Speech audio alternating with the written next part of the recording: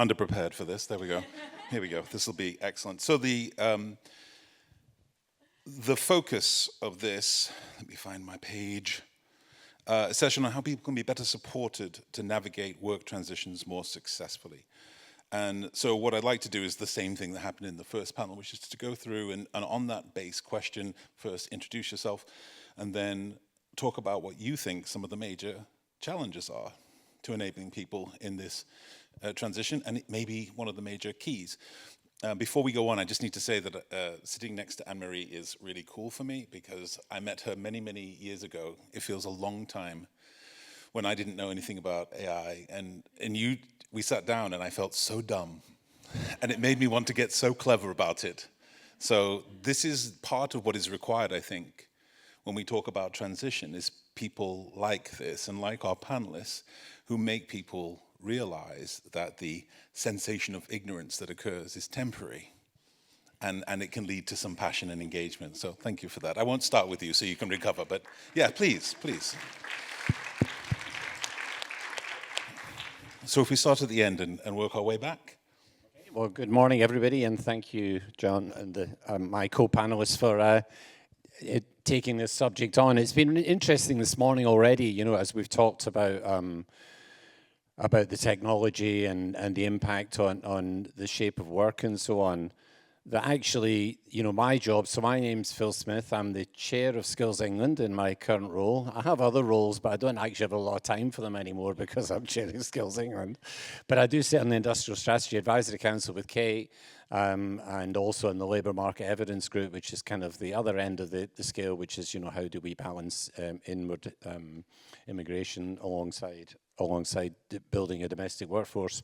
But my background is in technology. I'm a former chief exec and chair of Cisco in the UK and Ireland, and I've chaired semiconductor companies and various other things. So I'm a massive technophile, I think, is the thing to put in place. And I've been through a lot of transitions. John was talking earlier about remembering some of the transitions that happened, and I've been very much involved in those. And I think that, whether that be the PC or the internet or the mobile phone or anything, there's a whole lot to learn from that. And I think we have to keep grounding ourselves back to, human beings, how they behave, how they engage with technology and how they use it to advantage. And one of the challenges we have in Skills England is, of course, with that kind of mandate that we've been given by government to say, skills system's a bit of a mess, can you sort it out, essentially?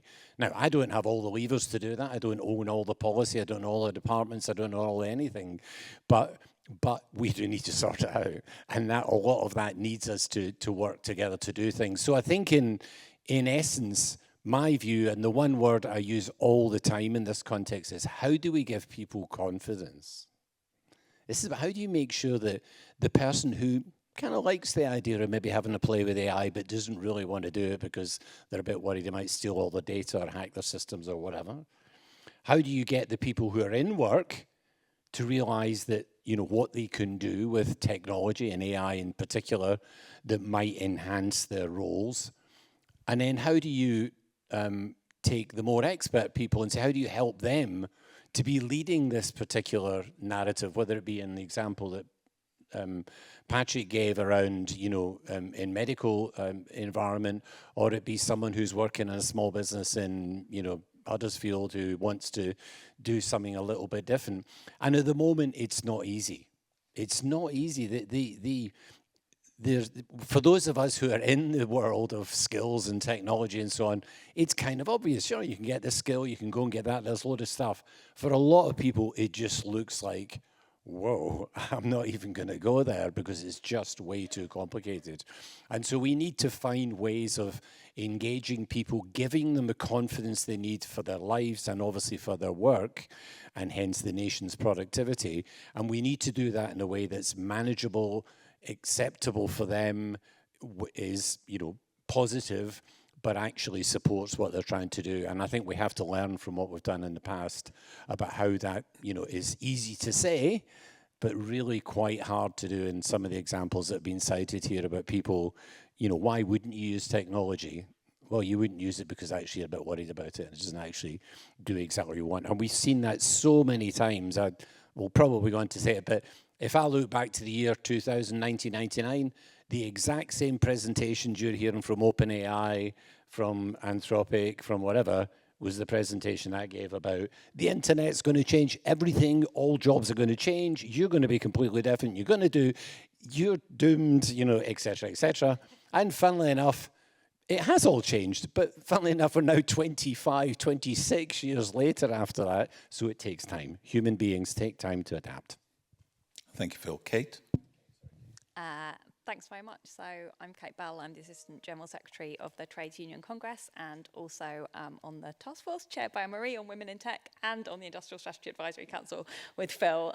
So this is a lovely panel for me to be on. Thank you very much. I thought when you talk about the barriers, it was really interesting what the minister just said about how he cannot get people in his office, basically, to effectively be using AI. And just kind of reflecting a little bit on what Phil said about some of the kind of timeless things about technological change that we're facing here, what might be some of the common factors in whether people feel confident, whether they feel they've got the skills to use this new technology, whether they feel it's actually going to benefit them. And so I guess those are the kind of three things I would focus on. Are people taking up the technology and do they feel confident? Well, firstly, do they know what it is? Do they know what's actually happening in their workplace? So one example we recently found is that the Communication Workers Union, they're operating, you'll know them in the Royal Mail, but they're also in finance and telecoms. They found that 80% of their members didn't know that technology had been introduced into their workplace and didn't know that they could challenge it. And they have got some good agreements, which mean they can challenge it, but they had no idea it was happening. So do you know what's going on? Have you been consulted on it? Has anybody said to you, this technology we are now going to roll out in your workplace, what do you think about that? How do you think, how do you think it's going to impact you? And actually, how could we use it to actually benefit you? And I think the other word the minister used was patchy implementation.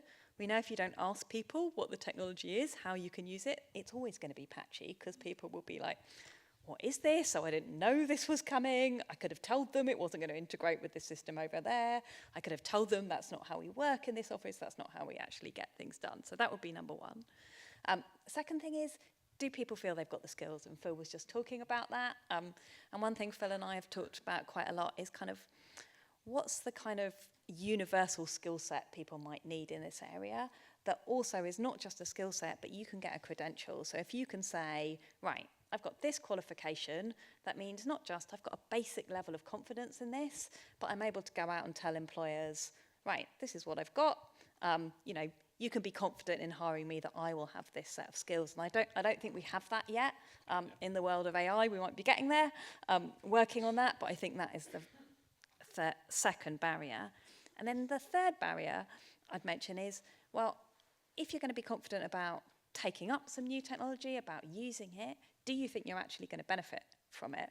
So do you think, and we're hearing this from, for example, people who work in driving, that they're saying, all right, so they'll map the routes and then they'll replace us with an automatic vehicle. So what's the point of us using this? That is an incentive to actively opt out of technology. So how have you got the structures in place so that you think this technology gets used, it enhances my job, it makes it safer, I transition to somewhere else in the company, and if the company's getting richer, I get paid more. So fundamentally, am I going to benefit from this, I think is a major barrier to the adoption of new technology. Thank you so much. Anne-Marie? Thank you, John. I don't know if we opened with a backhanded compliment or not there. I'm trying to process. I made you feel...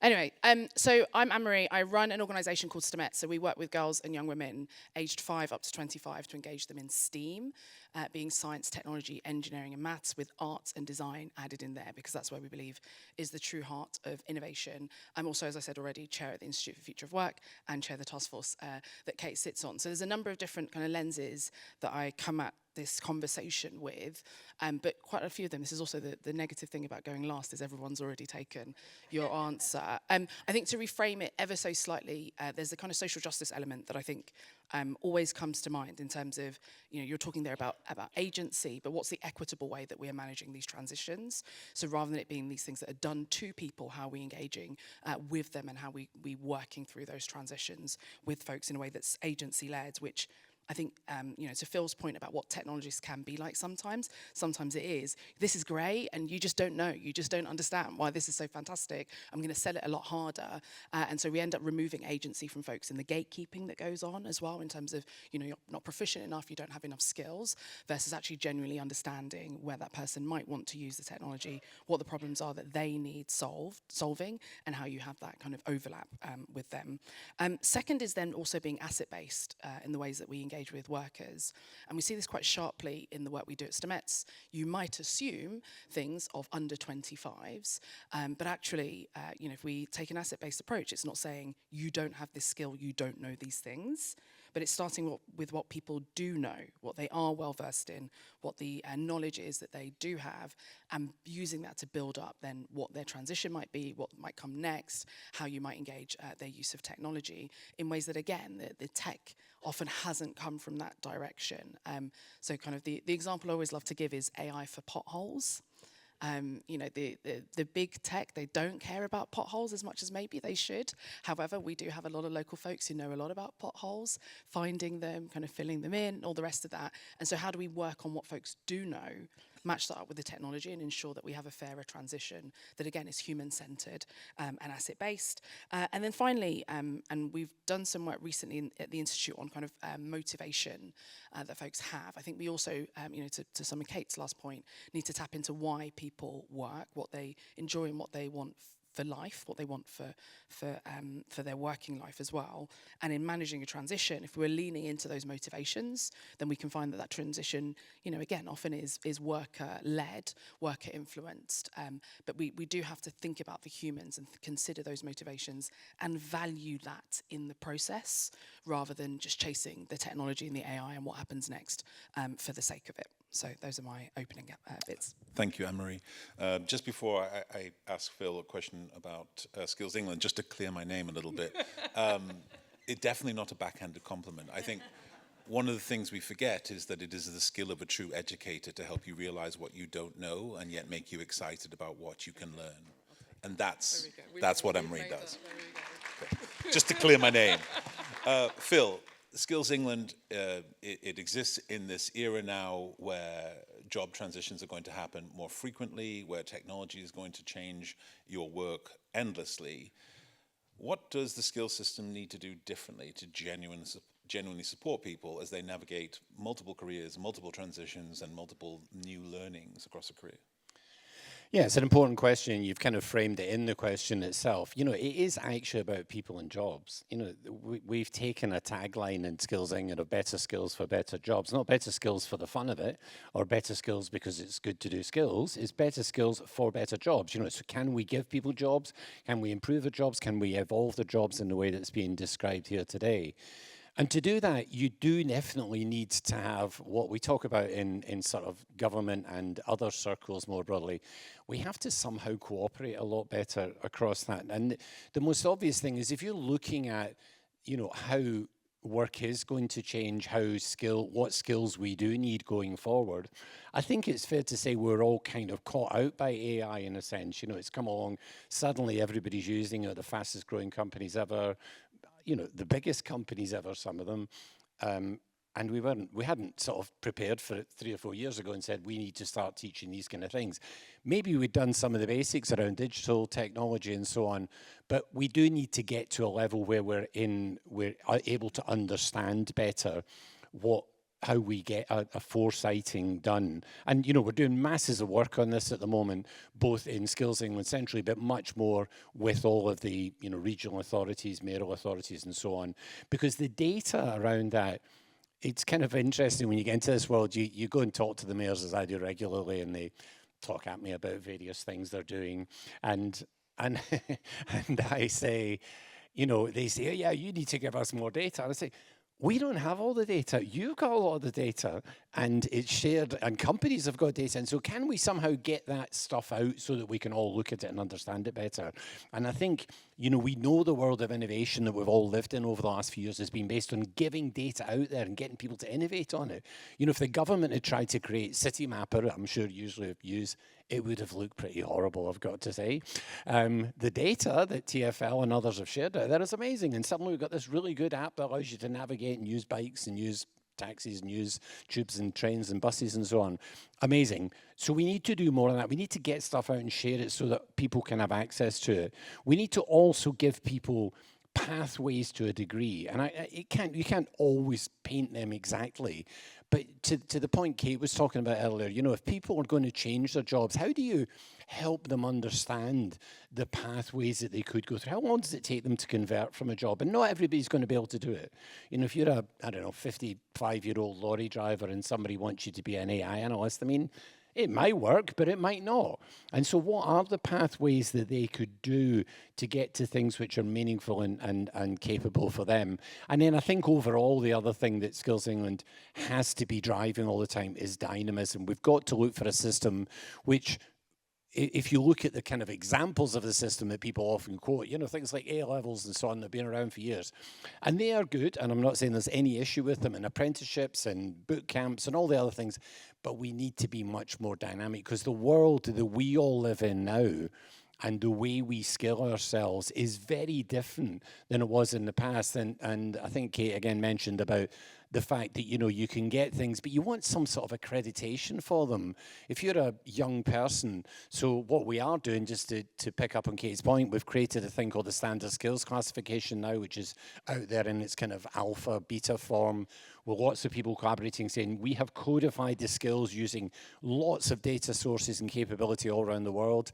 We are now moving on a big project around skills passporting, that AI boost thing you've heard a few times. We've actually got a digital badge. Now, it's not perfect and it's not doing everything it needs to do, but we can't not take those steps because they're not perfect. So we're trying to say, how do you create the dynamism, the engagement, and the insight that allows us to build the next generation of skill system? And it's not straightforward, because you will not be surprised to know there's quite a lot of people who don't really want it to change. They quite like what they are doing today, and so we have to find ways of doing that with them and bring them along. Thank you so much. And Kate, I think one of the things we're talking about transition and good transition. How would we recognize good transition? What does it actually mean in practice? And I suppose as a secondary question, how optimistic are you about this, given perhaps the impact on young people and whatever else? To take your first question, I think we should be a little bit careful about assuming that the future is going to be one where you are always changing jobs all the time more frequently. We've kind of been hearing that about the labour market for at least 20 years. And actually in the last decade, job transitions have slowed down. And I think we might want to think about kind of evolving skills and changing job within a company rather than necessarily having to move. Just thinking about this, like literally just now, I thought about a colleague who started work in what was called the typing pool and is now one of our IT leads. So she has stayed in the same organisation for 20, 30 years, I think, and hugely evolved her skills. She's kept her pretty good terms and conditions. She works at the TUC, obviously. But I think one of the reasons why we get a lot of fear and uncertainty about this is that idea, well, you'll be in this job for 6 months, then you'll be in another job for 6 months. Your terms and conditions will change. You might have to move. And if we could talk about this in a way which was about evolving your skills, evolving what you might do in your day-to-day work, rather than necessarily, well, you're going to be transitioning from one job to another, I think that would really help us. I think when we think about, well, what do we want to put in place so that people do feel more confident, whether it's about evolving their skills in their own job, in their kind of current workplace, or potentially moving, there's a range of kind of no regrets policies, and I think, as I say, we don't know what speed this transition is going to go at. We've got a lot of, as Phil says, a lot of money going into these big tech companies. We've also got, as the Minister said, very kind of patchy actual adoption of these technologies across the economy. But as I said, we do have some no regrets policies. So actually investing in training and skills is something that hasn't happened over the last decade. Phil and I are on a project around how to increase employer investment in skills. It's halved over the last decade, and specifically in the UK, we invest half the European average in employers investing in skills. We've also massively reduced the amount of government spending that goes particularly into the further education system. So if we want people to feel confident that they can get the skills, we are basically going to have to put our money where our mouth is, and I think that's really important. We've also got to create those structures so people do feel they're consulted and engaged, because they will often have the answers to how this transition is going to work in their specific workplace, and also have the answers about what would give you confidence to move. So some of the changes we've actually seen in the Employment Rights Act, which are giving kind of a stronger floor of employment rights, so that you're not thinking, oh, well, if I move over here, am I going to have to wait for 2 years before I've got any rights in this new job? That should help. Some of those stronger workplace bargaining rights, eventually, this is going to what people want. They want a say in how the technology is introduced, and they want a say in the shares of the benefits, I also think are really going to help. And then I think there is a kind of other area that I think would be interesting to think about, which is who are the decision makers and who's in the room when decisions are made. So a lot of these decisions are being made in boardrooms. We have a very kind of business-centred, short-term view of corporate governance in this country. And something we've been advocating for a long time, not really in this context, has been for a worker voice in the boardroom. But I actually think that's another area we need more attention to. Who makes the decisions? Whose voice is heard when those decisions are made? And then who gets involved in when they're rolled out? Thank you, Kate. Anne-Marie, we know that access to opportunity and technology is uneven, to say charitably, but also the impact of technology and AI is often disproportionate in some areas and for some people than others. How do we ensure that the benefits of this AI-driven transformation are widely shared and, if not evenly shared, at least equitably shared? So I think this is around. There's quite a few different kind of bits and pieces that we have to make this happen, because the inequalities are felt because of decisions that are made at kind of society level, at firm level, and then also for individuals. So I think it's important for us to think about the different layers where this happens, and therefore the different levers that we have to operate at those different layers. So, there's elements of regulation, as Kate was just kind of tapping into some of those that end up mitigating against some of this when deployed correctly. And also we have to think about what's the accountability that we have for organisations and societally when these decisions are made. There's lots of work that's going into, for example, the Sovereign AI project, lots of things that the Minister Valence kind of mentioned. How do we ensure that we kind of consider that as those things are being rolled out, and that measures of success include kind of use of equity and equitable practices, as well as equitable outcomes. So it's definitely something that we're exploring on the task force in terms of what are the levers that we have to make those things happen. I think there's also something around within companies kind of culturally what good looks like. And so that's why it's quite nice as the Institute to have a definition of good and good work. So we can say you're working towards dignity. Skills is one of the 10 that we have on that, but ensuring that those principles are used and are foregrounded as part of those processes, which again, I think there's a lot of kind of wringing of hands of we don't know how to do this at the moment, whereas actually, when you involve any piece of technology, you're optimizing to some extent, and so it's important to ensure that this is part of what you're optimizing towards, which goes missing, again, in a lot of these processes. I think the third and another tool that we have is audits and assessments. And again, at the Institute, this is, it's just, we've done it, so you use the work, right? Why not? It's there free, publicly funded for you to be able to engage with, is actually doing these impact assessments when you're starting off. And it's not just doing the assessment, it's then using that in implementation, referring back to it, continually assessing as you go, as you broaden the use cases, broaden the data sets, broaden the teams that you're using it with, to then say, okay, based on the assessment, here's how we're going to change deployment. Because again, just because you have the system doesn't mean you have to use it everywhere, top to bottom. You need human in the loop, human on the loop. Lots of different kind of abilities that you have. And I think that the final piece, to what Kate was saying there about worker voice, is for individuals to realise the agency that they do have in these processes. A lot of this technology, it's about whether we trust it, whether it's safe, but also whether it's adopted. If we were having this conversation 3 years ago, it might have been blockchain and Bitcoin, right? Web3, anyone remember that, right? There are questions about adoption, and so we shouldn't assume that these things are inevitable. And so there is something in terms of, okay, fine, it's inevitable maybe, or everyone's using AI, so we must use AI, but it's enough for the adoption of where does that get used, and what are we going to use the agency that we do have, collectively and as individuals, to say this is not something, or this works against our values, or this works against us going in the right direction equitably by existing laws, by existing codes of conduct, whatever it might be, and to call that out when we see it and to ask those questions when we see it. So we have to keep working at it. And a shout out really to the folks who end up being the kind of the questioners or the skeptics on our adoption curve. I'm getting to talk to lots of different companies at the moment, and I get asked the question all the time, how do we move people up the curve? And my thing is, that's not the point of having the curve. No, how do we work with those folks who are skeptics to hone, to reinforce, to improve our practice and do better so they don't have to be skeptics? Or if they're women, which again, we keep wringing our hands that women aren't using the AI, right? The problem's not with the women, it might be with the AI that we're getting them to use. And so it's about us kind of working that through, because those are the checks and balances that allow us to have it more evenly distributed. Thank you so much. I think there's been a lot of comment about skills and capabilities. And so I'm interested in understanding what capabilities, what skills are going to be increasingly important as we work along AI. I'll start with you, Emery, and then head our way. Oh, no, go ahead, Phil. Phil, that's fine. It's just, I think it's a really interesting question about the skills and capabilities. And to your point, Phil, before about telling people to get skills and capabilities is important. If they aren't qualifications that workplaces respect, does that not create an additional challenge? So those two questions in and recognize indeed.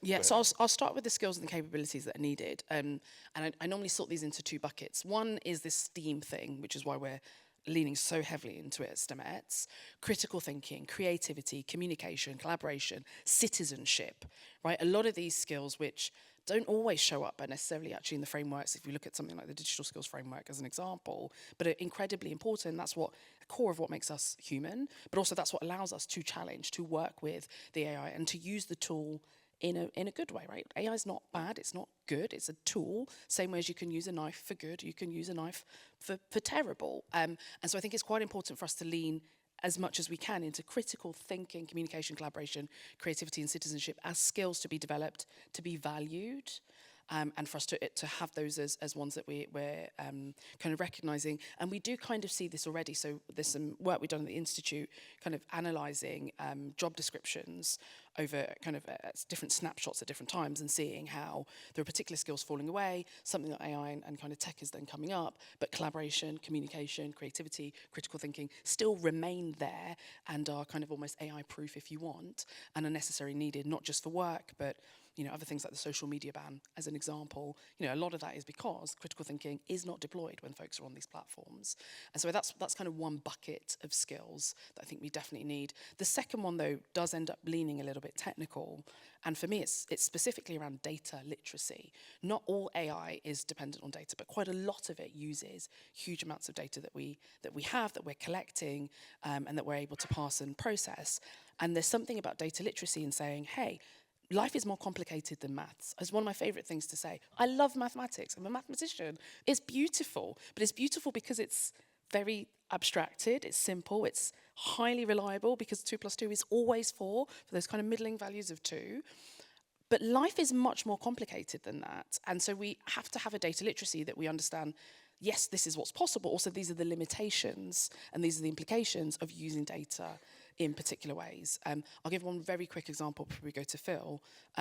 When my best friend got married before COVID, on the marriage register, they asked for her father's occupation, not her mother's occupation. When I got married after COVID, they asked for both. So my mother and my father's occupation are there. That's a data set that for the whole of history before COVID, we just don't know what people that got married's mothers did. Right? And it feels like such a silly thing, but the way that we use data means that there might have been correlations. There might have been lots of things that we've completely lost out on there. And so as we make decisions going forward, we have to be mindful of what is missing and what's not there. And we weren't there at the beginning of time. If we were, we probably would have said, this feels really small and silly, but actually this thing called COVID's going to come, and it would be nice for us to have this data before COVID, right? But I think it's really important for folks to have that data literacy, and put that, and maybe that enables the critical thinking, the citizenship, the collaboration, the communication, and the rest of it. Do you want me to comment further? I mean, so what Anne-Marie says is absolutely right. It's interesting as you talk more about technology to people, how often what they come down to is saying, actually, we need the human skills. So if anything, to a degree, AI has sort of highlighted more the fact that human skills are an important part of anything we do. I mean, Patrick mentioned, about the NHS, and I know I used to always talk about technology when I was talking to hospitals or doctors, saying, this is about giving you more time in front of patients. You don't have to sit. I mean, you often go into hospitals nowadays, you'll see a load of nurses sitting behind a counter filling in forms. I mean, that can't be the best use of nursing and doctors' capability. So somehow or another, it's definitely highlighting some of the characteristics of how one best uses tools, and in this particular case, technological tools.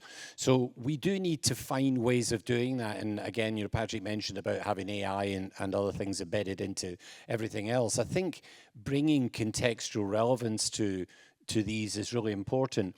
When I used to chair the Education Skills Committee at the Royal Academy of Engineering down the road, and we had a lot of different tech industries come to talk about the future of work and skills and so on, particularly engineering oriented ones, people like transport and construction and so on.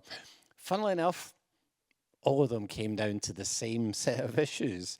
And the issues were, we need people who are collaborative, critical thinking, et cetera, et cetera.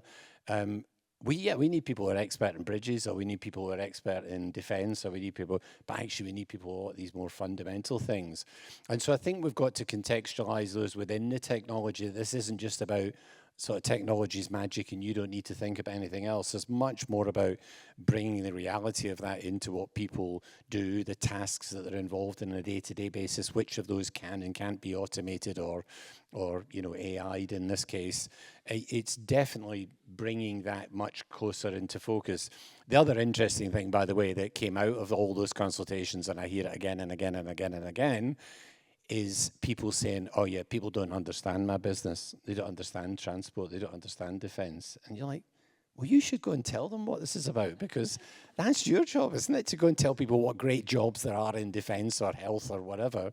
And it is interesting. And to Kate's point about, investment in employers, a lot of employers have slightly got into I know I'm not saying this is easy, because obviously having run a big company, have got into the habit of saying somebody else will give me the skills that I need, government or et cetera, I'll hire them. So, but those skills that we're talking about here, the fundamental skills, there's no doubt about it, those are basic ones. And data clearly is something that pervades everything now. But, I think a lot of it is back to this kind of principle of how do you as an individual make a change to the things you're doing, and does it improve your life, improve your job, and so on. Again, I'm also involved in the sort of productivity discussions. I'm a trustee of Be the Business, and in that we did a load of research into why pre-AI or large-scale AI, we're talking to small businesses about technology adoption, and the bigger barriers were relevance. Why do we need this technology? We've tried it before. It all works for me. I don't need to do it. And, getting small business owners to persuade their people that this might be a good thing was clearly a failing, because people were saying, yeah, we tried that. We tried a CRM system and it didn't work. And now we're just going back to writing it all down again. It's a lot easier, So it's amazing how much that was the case. So it's very much about human-centered things. And I think we have to keep recognizing the skill system as we teach people things, whether it be in a formal qualification or we give them the capability, is to say, how do we do this in a human sense that allows us to genuinely make the best of technology? So. Anne-Marie and Phil are much more expert in this, but maybe just one area to add. So the UK has got notoriously bad management skills. When you look at all the kind of productivity studies, that's like a critical thing that we fall down on. And our sort of analysis would be, it's partly because people haven't had to develop the good management skills because the people below them don't have enough power to challenge them, basically. So when you think about all those places where you've got kind of worker participation, do people feel confident in challenging upwards, that develop, you can see kind of good management skills in European countries where you've got strong levels of worker participation throughout the system, basically. I think that's the other critical area where you need somebody to say, okay, I'm going to talk to you about why you're worried about introducing this technology. I'm going to understand what are the right questions to ask, which I think is what everybody's talking about, in any kind of particularly management's job, but that's the key skill, right? Is knowing what's the question I have to ask somebody, whether you're asking it of the AI system or asking it of the person you are managing. So I think there should be a real premium on what are good management skills and what are the environments in which those skills get valued and created.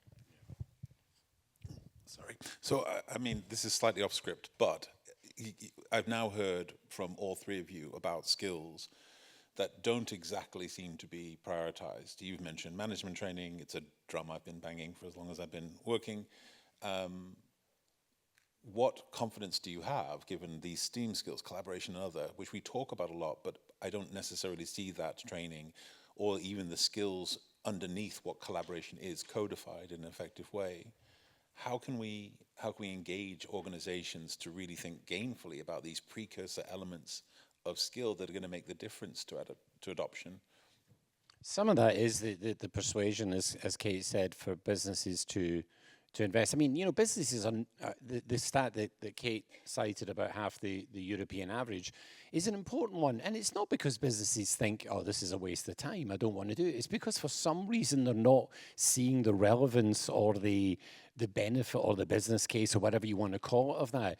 And we have to be much better at that. We've got to find a way of getting business feeling that, you know, that this investment in their workforce is an important thing to do. It's a really interesting characteristic when you look at the productivity conundrum, which Kate rightly says is, you know, the two big levers are really technology adoption and management leadership. If we could solve or make a step change in those, it would be huge.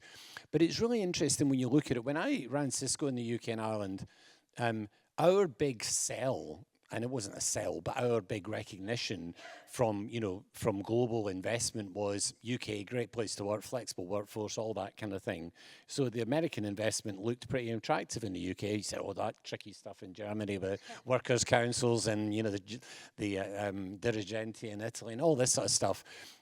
Funnily enough, that's come back to bite us now, because now we're in the situation where we didn't invest in people in the same way others did. We do have, you know, an environment where actually we've kind of got out of the habit of doing a lot of things, which if you go to Germany or France or Italy or Austria, whatever, I mean, the very 30-second story I'll tell is my son lives in Austria, and when we go over to see him, I went to buy him a pair of shoes in the shop, and we went into the shop and you know when you go to a shoe shop here and you say, give me some shoes, and they come up with it. So a young person who's school leaver or whatever, or school worker, comes upstairs with a load of boxes and dumps them all on the ground in front of you, and you go, yeah, I'll try that. And then you don't like them, and so they take them all back down. In Austria, as soon as we said we could have these in a size 9, they scanned a little barcode and a little conveyor belt came up and delivered the shoes. And you think, okay, that's interesting in itself, but why did they do that? Well, they did that probably because they had to. They couldn't invest, you know, just get a cheap, low-cost worker. They had, you know, working regulations and so on, and they had to automate and spend money doing that. Well, they did all that for years, and we didn't. And now in the UK, we're way behind in capital investment and human investment and so on. We've got to get better at that, and I think that is happening now. It's having to happen. The work Kate and I are doing in industrial strategy and various other places, and the way that skills, we've got to get to the stage where we invest in our own people, you know. So. If you got a thought on this, or because there's one additional question, but I think we've got some Slido questions, which I'm not going to be able to see. Oh my goodness. Yes, please. I can read, but go ahead. What about I assume at the top is the most.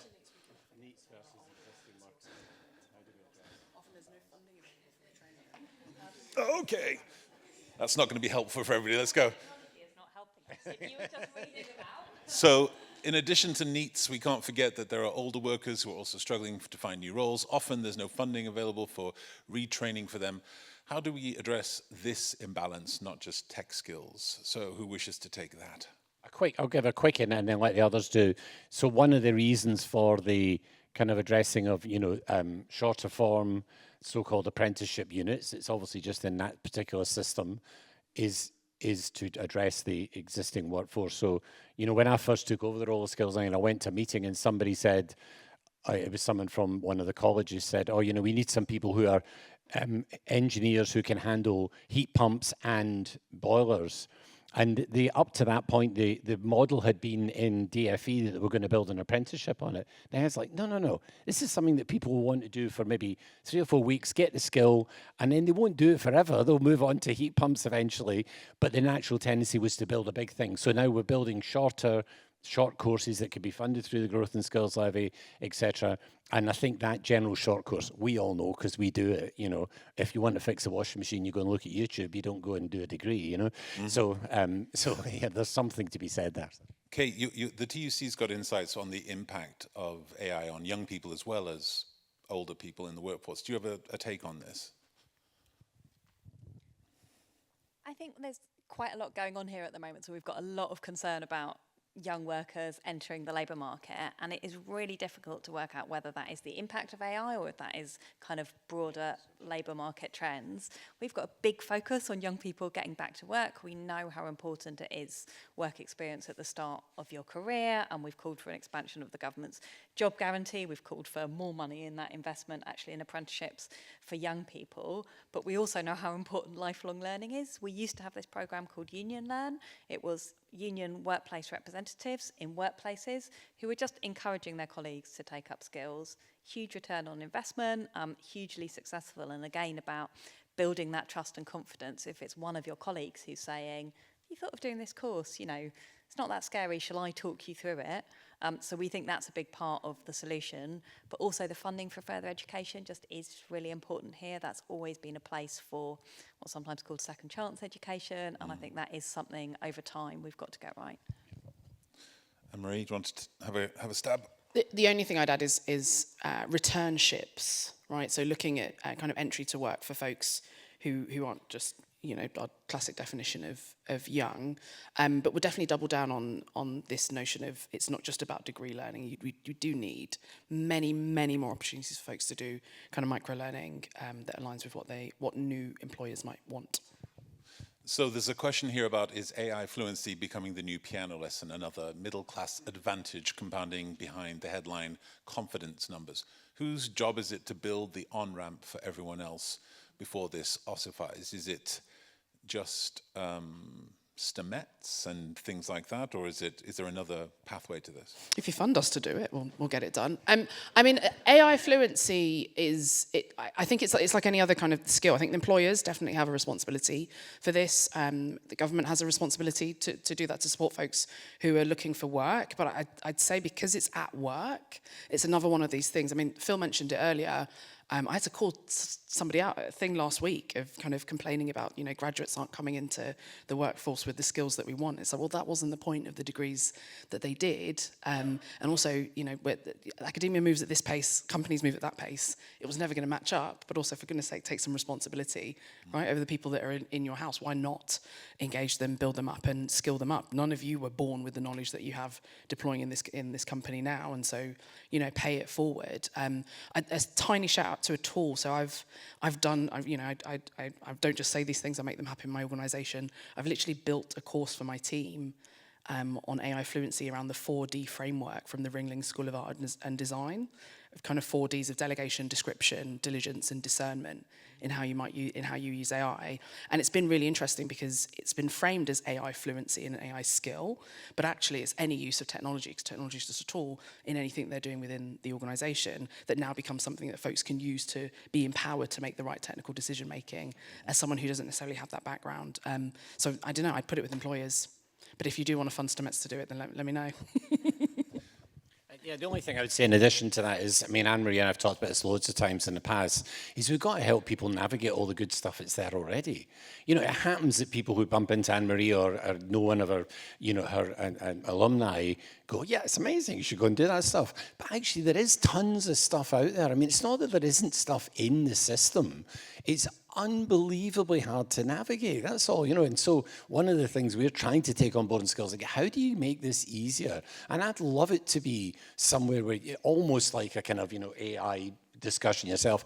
I tried it, I'm a small business in Warwickshire, I want to get skilled up, I have no idea what to do, I don't know what money's available, whatever.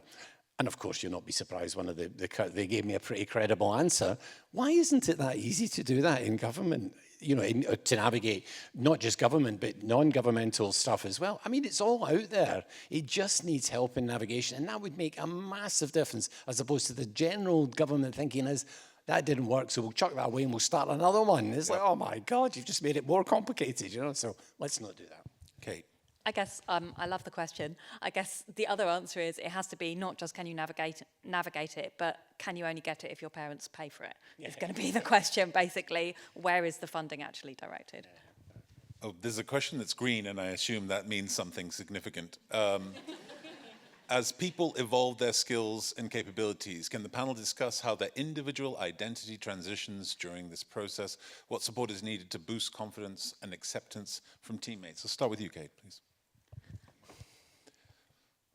Throw you under the bus there, sorry. Yeah, it's such an interesting question. I don't think I know the answer, but I do think that do you have a say in what's being developed, basically, and do other people know what it is? So that kind of question about are you consulted about kind of what skills you're getting in the workplace, and then do you understand what they are? Are you not ending up with kind of some people being like, oh, they're the AI people over there, but does everyone understand what the benefits are? And I think that question about is the introduction of new technology into the workplace seen as something that is basically about getting rid of everybody else? They're the people who are introducing the technology, which is going to destroy your job, is not a way to build confidence, build a sense of kind of professional pride in anybody. But do people understand what is this technology for? What is it helping us do? And how do I get to use it and benefit from it? Is probably going to, again, be key to that question. I think you had a pretty good answer. Thank you. I love this question, and I'm thankful to the person that made it green. It's part of how we measure impact at STEMET, such identity, community, awareness, and belonging. And these things are so important for folks' sense of self, but also what they're able to do, the agency that then is built by them. And so I think it's something that's not reckoned with or explored enough, that sense of identity, how that links into the work that you do, but also how that changes. You made a comment earlier about how we've kind of said it's changed now. So when I graduated, it was that you do 6 jobs, right? And now it's you do 6 jobs at the same time, maybe. And if we go generations back, I remember we once did something in Wales, in South Wales, with kids in like 2015, 16 it would have been. And we were kind of talking through the volunteers, trying to understand a little bit more about what had gone on in the room, because the response that those kids had was very different to when we'd done this nationally in other places. And I remember one of the volunteers very casually saying, oh yeah, they're the children of miners.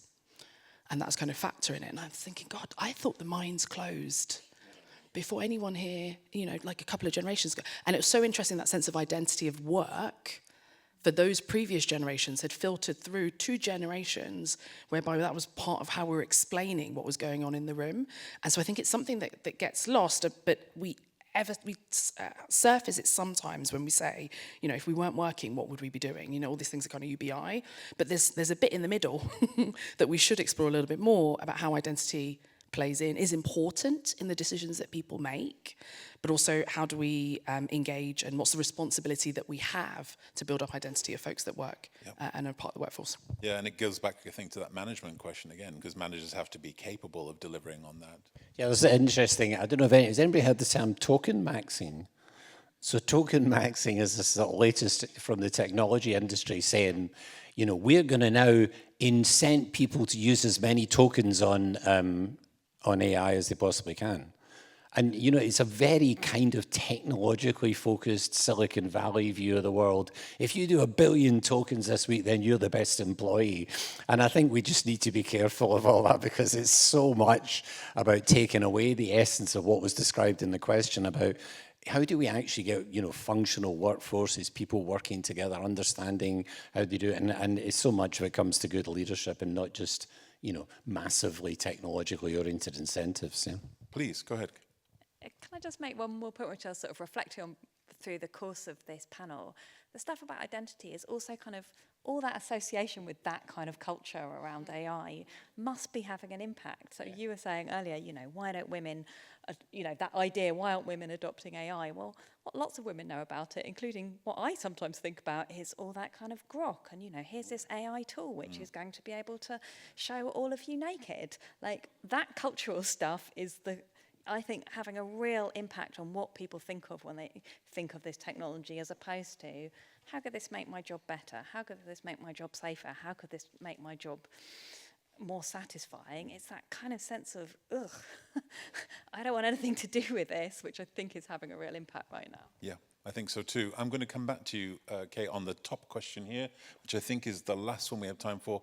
Currently, and it's a pragmatic question, because we're talking here about skills and funding for skills, and although there's things available, there's an obligation for workplaces too. Currently, L&D budgets are being cut as is common in economic pressure, uncertainty, and a lack of future confidence. Is this a risk for the future of all skills development, and how do we encourage investment? So it is a risk, and I think it goes back to that question we've been talking about what gets valued kind of by businesses, basically. So some of that is cultural, but government has got real tools here. So when government is procuring, what is it asking businesses to demonstrate in terms of their workplace culture, in terms of their investment in skills, in terms of their investment in young people? That's a huge signal that government can actually send. Government also has regulatory tools about what it requires of businesses, and it obviously has direct funding tools. So yes, it is absolutely a risk. It's not just a risk, it's what's been realised over the last decade. As Phil was saying very eloquently, we have massively underinvested in skills, but government does have tools it can use to turn that around, and I think that is what everybody on this panel is thinking about, how we can actually deliver. Thank you. Yeah, I mean, only the leadership thing we've talked about several times is vital. The good companies tend not to do what that says in that. So they tend not to take their L&D budgets. I remember at Cisco, right through all the financial crisis. I mean, I took over Cisco the week before Lehman's went bust. It was like, oh, okay, 25% of my revenue just disappeared overnight. Not from Lehman's, but from all the financial services.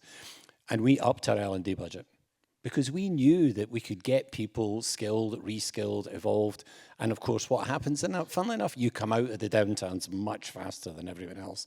So good leadership isn't just about, you know, managing the bottom line, doing whatever it is you got. It's certainly part of that. It's about thinking about your workforce. And I think in the first panel, there was that talk a little bit again about, you know, do we actually have workforce plans inside many organizations, let alone in the nation?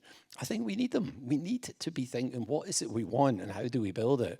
And then we can do something about fixing it, you know, so. Perfect. Anne-Marie, no? Final word? I mean, my final piece would be that there's something around, we've been heading in the wrong direction. And I was reading something the other day, kind of, I'm not optimistic, but I'm hopeful. That as we come out of this dip and whatever kind of craziness that we're about to head into as a country, that the folks that do survive and that continue are the ones that have these good practices around all of this.